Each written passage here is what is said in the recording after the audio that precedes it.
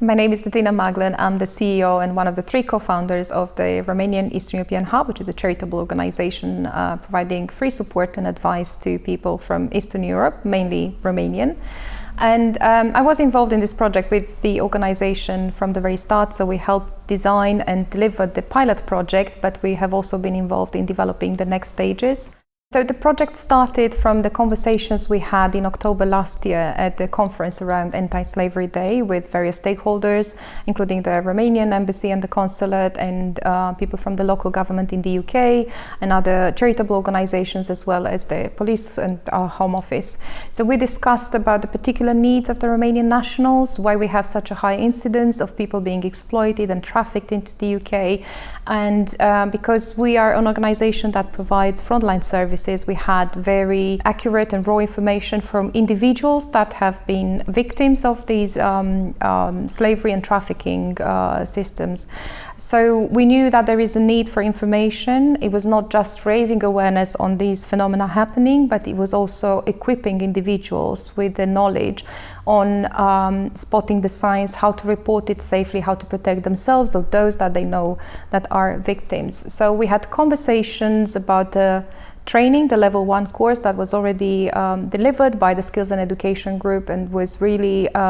very well shaped to address this need. But it needed to be broken down into smaller pieces of information, delivered in the native language of those who are at risk, and also to be delivered by voices trusted in the community, so facilitators who are already embedded, whether through the NGOs that they are part of or faith leaders or any type of community leaders that could have a higher impact and be a trusted voice to deliver the message. We have people from the community becoming facilitators and being upskilled, and then the people receiving the training, they become agents and champions in their own community. So when we designed the course, we thought about accessibility, so we use a plain type of language that is accessible to all. We listened, for example, from people telling us that we need to have a Romanian version, but also think about the Romani language, which is spoken by Roma Romanians. So the fact that we have that lived experience and community voice at the table and it's co-designed, I think it's absolutely essential when working on a project that it's addressed to this community. So I wanted to highlight why it is so important to bring the community to the table and treat as an equal partner and include in this process. We've had so many things from people that have attended the course, and there was a level of disclosure in the sense that they realized while learning the information that may have actually been underpaid, so being paid at a national minimum wage. They may not have been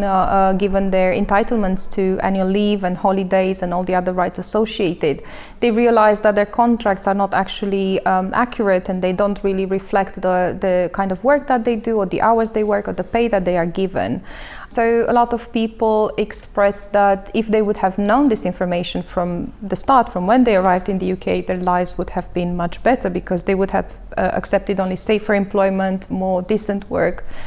with a fairer pay. And a lot of people referred to their family members and friends that they knew of, that they have been exploited and they have suffered a lot and have had so many financial losses and personal losses because they couldn't afford to take breaks or change jobs, or even have had people, highly skilled individuals that were in very highly skilled jobs, but they experienced discrimination at work. So a type of microaggression where they were excluded from team socials, or instances where they weren't offered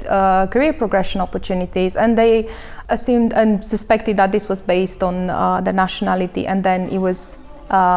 proven by the outcomes of those instances that were not accessible to them, that indeed that was the issue. So they didn't necessarily think that they were victims of exploitation or even slavery in some cases, but once they knew how that looks like, what kind of signs to look for, they understood that they were actually in that position, or they have been at some point, and how important it is to know how to protect yourself and how to report these issues and where to go for support. So working with Skills and Education Group is a great example of how NGOs from a minoritas group like our one, which is equity-led, is set up and run by Romanian nationals, such as myself, and then a more established British charity with great connections and a long history of working with other stakeholders in developing such trainings. It can be so fruitful and impactful. I think what I found in working with Skills and Education Group is they appreciated our expertise, they treated us as equal partners, they recognized the expertise we have, and by combining our expertise, we got such a great product that it's so impactful. I think we also found that they had the experience of working with the GLAA and the embassy and other stakeholders, so the networks were already there. There was a lot of knowledge and also the educational expertise, which we didn't have. Each organization and each partner with their combined skills and expertise led to the success of this project, but it was essential. I think it's an example of a collaboration. I think it should be replicated and stand as an example and be talked about for in many other instances.